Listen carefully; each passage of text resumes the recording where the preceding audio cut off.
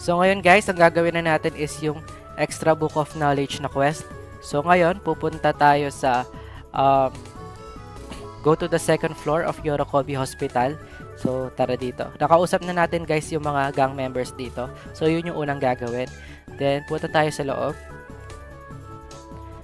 Then hanapin daw natin yung book of knowledge sa second floor. So punta tayo sa second floor.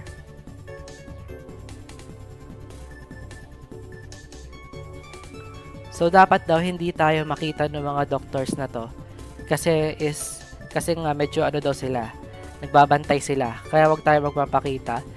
Hahanapin natin yung book of knowledge.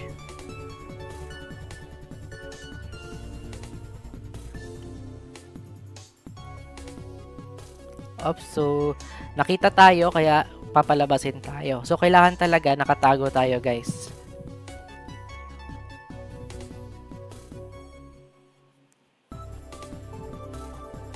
So isa pa, try ulit natin.